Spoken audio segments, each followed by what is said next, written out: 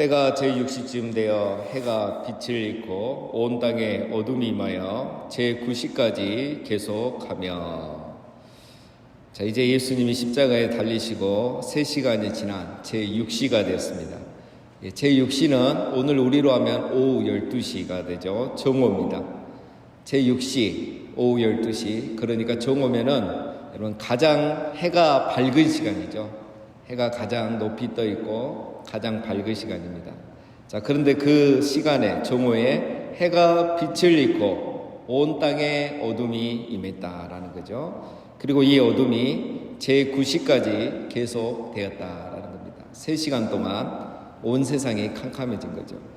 자, 과학적으로 설명하려면 우리가 어떻게 할 수가 없습니다. 그러나 분명한 것은 있을 수 없는 이런 어둠과 흑암이 이 세상에 임했다는 거죠. 아모스 8장 9절에 보면 주 여호와의 말씀이니라 그날에 내가 해를 대낮에 지게 하여 백주의 땅을 캄캄하게 하며, 이런 말씀이 있습니다.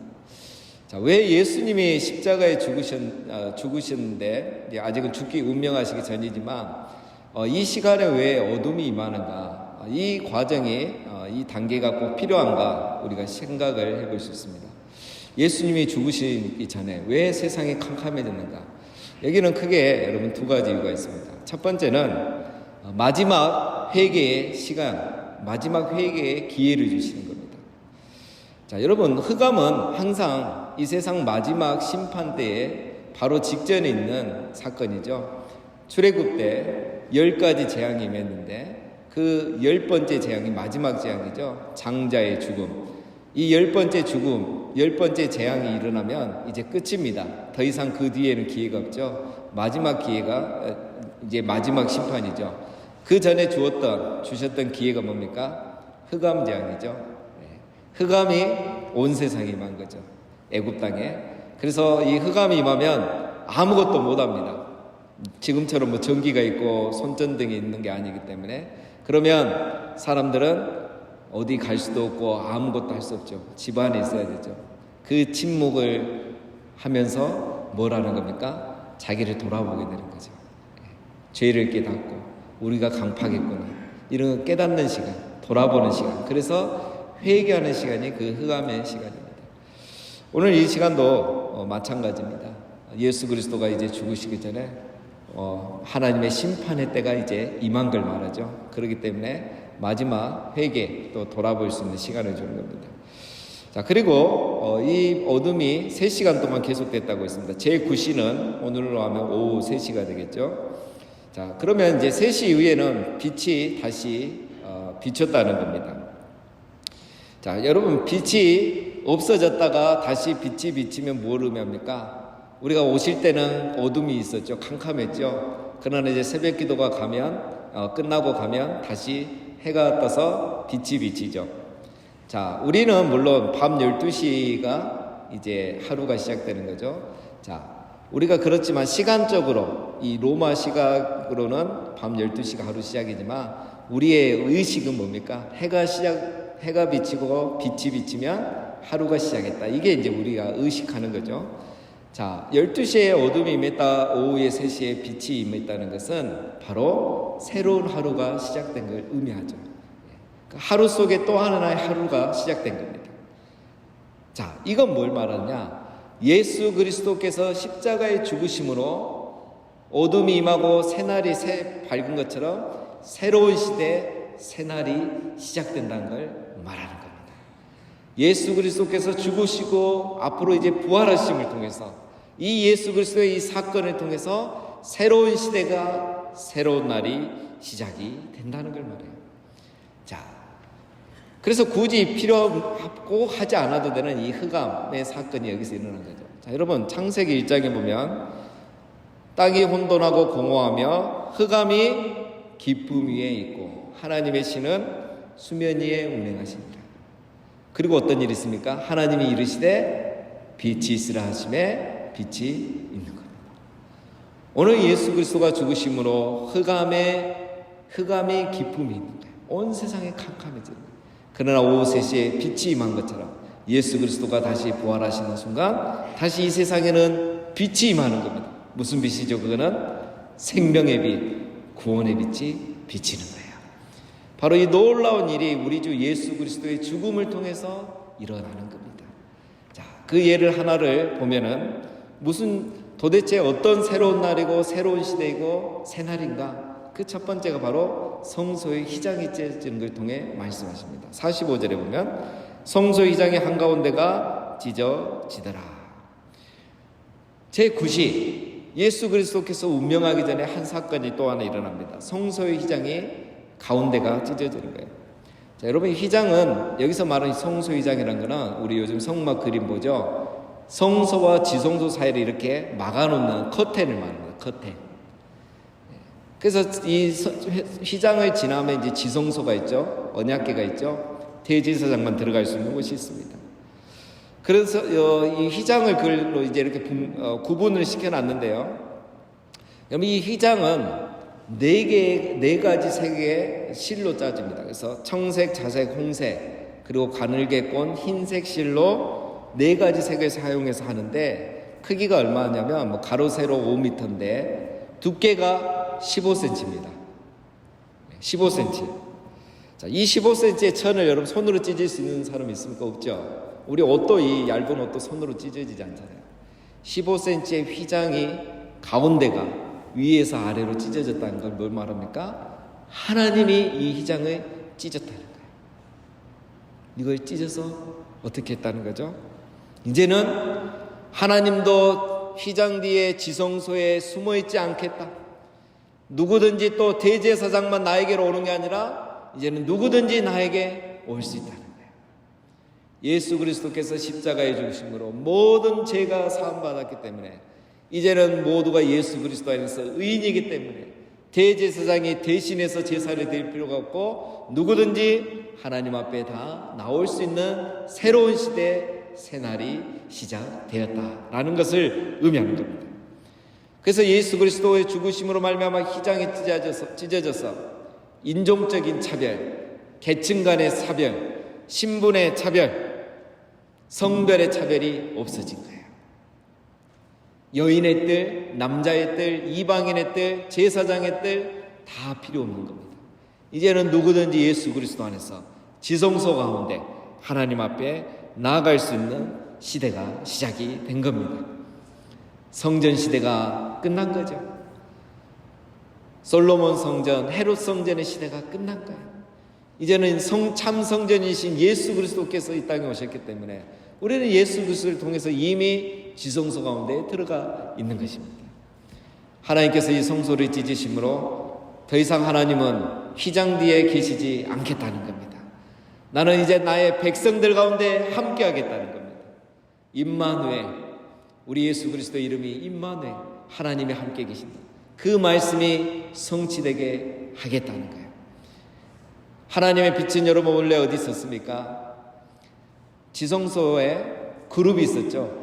지성소 덮개가 있고, 지성소 안에 보면 언약궤가 있고, 언약궤를 덮는 덮개가 있고, 덮개 위에 천사 그룹이 있죠. 그 사이에 빛으로 임하신 거예요, 우리 하나님은.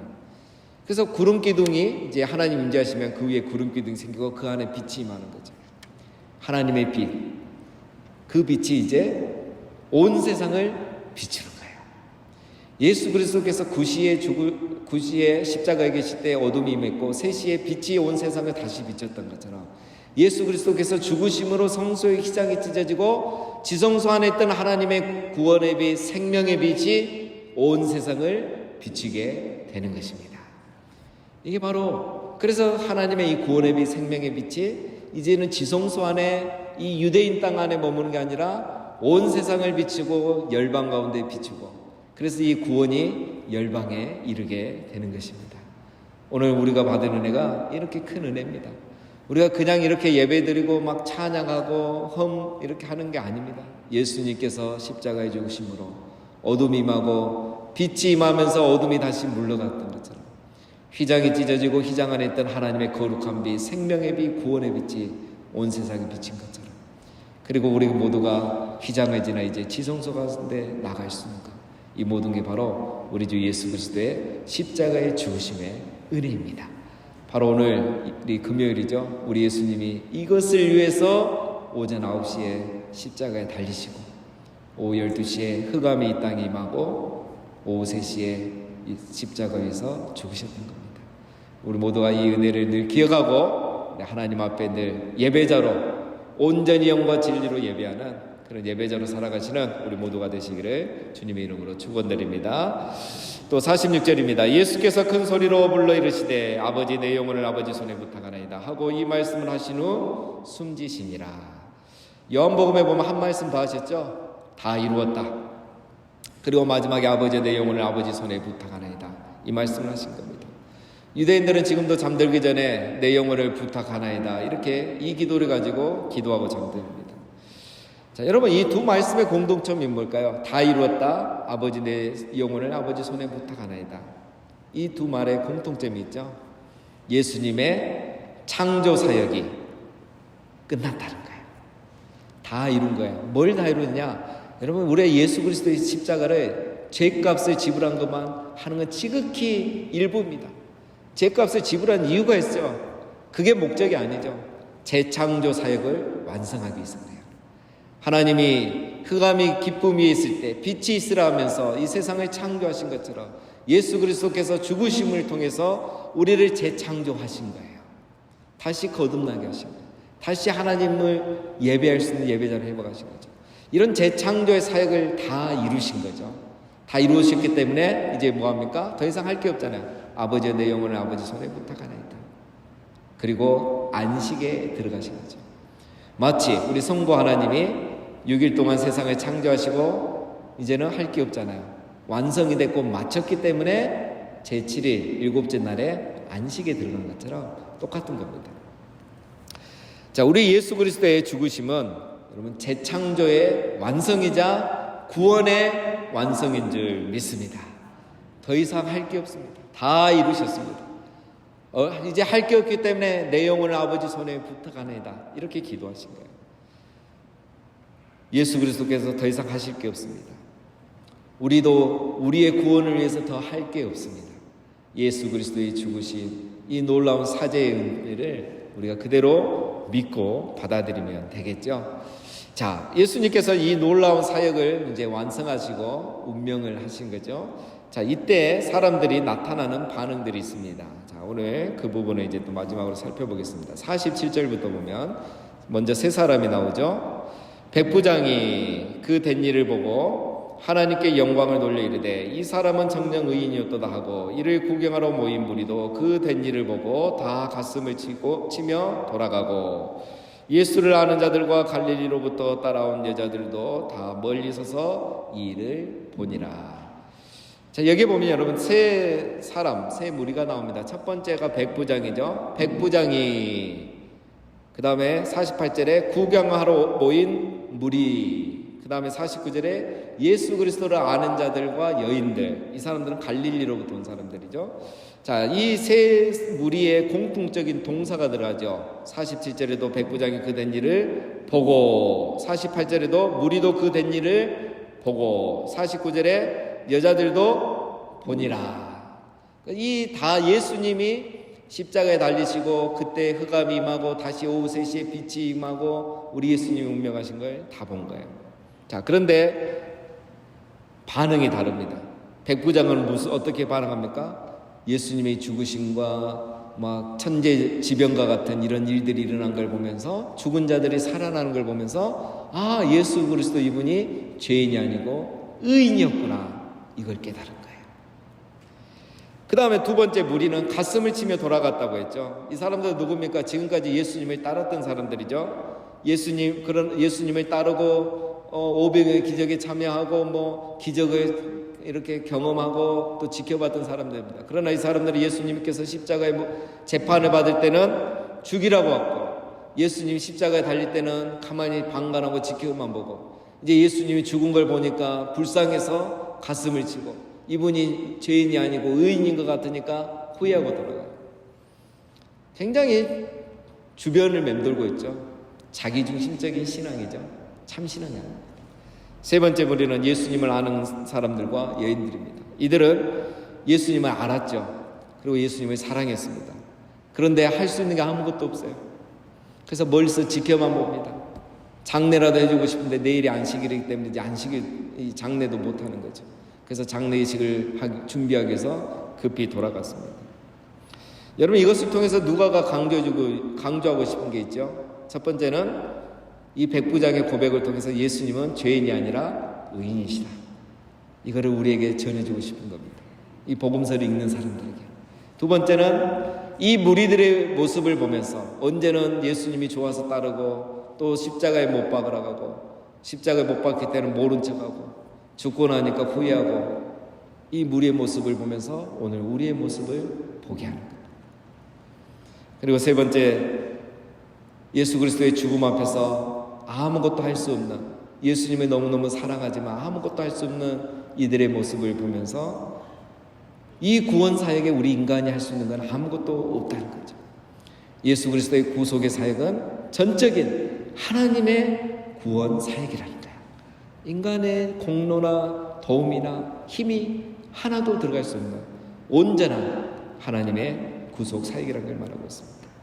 자, 마지막 네 번째 인물이 등장합니다. 50절에 공의 의원으로 선하고 의로운 요셉이라는 사람이 있으니 그들의 결의와 행사에 찬성하지 아니한 자라. 그는 유대인의 동네 아리마대 사람이요 하나님의 나라를 기다리는 자라. 그가 빌라도에게 가서 예수의 시체를 달라 하여 이를 내려 세마포로 싸고 아직 사람을 장사한 일이 없는 바위에 판 무덤에 넣어두니. 네 번째 사람이 예수님의 죽음을 지켜본 요셉입니다. 공의의 의원이라고 합니다. 그러나 예수님의 처형을 투표할 때는 찬성하지 않았다는 거죠. 선하고 의로운 사람이라고 말합니다. 하나님의 나라를 기다리고 있는 사람이라고 말합니다. 자, 여러분, 이 아리마대 요셉의 성품과 신앙이 어디서 나타납니까? 첫 번째, 공회에서 나타났죠. 눈치 보지 않고 소신껏 반대표를 던졌죠. 이게 여러분 그 당시에 쉬운 일이 아니죠. 두 번째, 예수 그리스도가 죽으신 이후에 빌라도에게 가서 당돌하게 예수님의 장례를 위해서 시신을 나에게 달라고 합니다. 마가복음에 보면 당돌이 요구했다고 이렇게 되어 있어요. 눈치 보지 않는 거죠. 여러분, 자기의 신변을 생각하면 이렇게 할 수 없는 거죠. 그리고 또 한 가지, 여러분, 보통 사람 같으면 유대인의 이 결례가 있잖아요. 율법이 있잖아요. 이제 두세 시간 뒤면 안식일이 시작되는데 시신을 만진다는 거는 부정해지는 거예요. 그럼 부정해진다는 거는 그 당시에 큰 죄입니다. 안식일을 보낼 수가 없는 거죠. 그런데 이 아리마대 요셉이 시신을 달라가고 예수 그리스도의 장례를 자기가 하겠다는 거예요. 그래서 자기를 위해 준비한 무덤에 예수님의 시신을 갖다 놓은 거죠. 여러분, 보통 생각 가지고는 이런 일을 할 수 없습니다. 믿음을 떠나서 시신을 만져서 부정해지고 안식일을 맞이한다. 근데 요셉은 어떻게 이걸 할 수 있었을까요? 그는 하나님의 나라를 기다리는 사람이었어요. 이렇게 말하고 있죠. 요셉은 이런 율법과 구약의 개념을 뛰어넘을 수 있는 하나님 나라의 세계관을, 신앙을 이미 가지고 있는 사람인 거예요. 시신을 만지면 부정해질 수 있지만 그거는 율법이고 하나의 상징이고 결례이고, 그러나 예수 그리스도 이분을 시신은 장례해야 된다는 걸 아는 거죠. 하나님 나라의 관점에서 이게 지금 그렇게 더 중요하지 않다는 걸 아는 거죠. 구약을 제대로 알고 있고 하나님의 나라를 제대로 기다리고 있는 사람이라는 거예요. 그러니까 이런 전통과 율법의 형식, 문자를 뛰어넘고 그 율법의 진이 하나님의 의도와 목적을 온전히 이해한 사람이죠. 그러니까 반대표를 던질 수 있고 시신을 달라가고 장례를 치를 수 있었던 겁니다. 하나님의 나라를 기다리는 사람, 아리마대 요셉은 이미 하나님 나라를 경험한 사람이죠. 맛을 본 사람이죠. 그래서 이렇게 할 수 있었던 겁니다. 맞습니다, 여러분. 오늘 우리도 하나님 나라를 얼마나 내가 알고 경험하느냐에 따라서 이 형식적이고 문자적인 신앙을 뛰어넘을 수 있다는 거예요. 이미 그걸 맛본 사람이 아리마대 요셉입니다. 자, 54절입니다. 이날은 준비일이요 안식일이 거의 되었더라. 자, 준비일이란 건 금요일입니다. 지금 오후 3시부터 6시 사이니까 6시부터는 안식일이에요. 유대인들은 해가 지면 오후 6시부터 하루가 시작되기 때문에. 자, 55절. 갈릴리에서 예수와 함께 온 여자들이 뒤를 따라 그 무덤과 그의 시체를 어떻게 두었는지를 보고 돌아가 향품과 향유를 준비하더라. 계명을 따라 안식일에 쉬더라.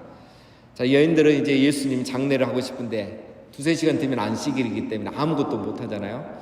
그래서 그냥 집에 갑니다. 급하게 가서 해가 지기 전에 빨리 또 이 향품을 준비해야 돼요. 6시가 되면 장례를 준비한다고 이거저거 못 해요. 유대인들은 안식일에 먹을 음식도 이 금요일 6시 전까지 다 준비해 놔야 돼요.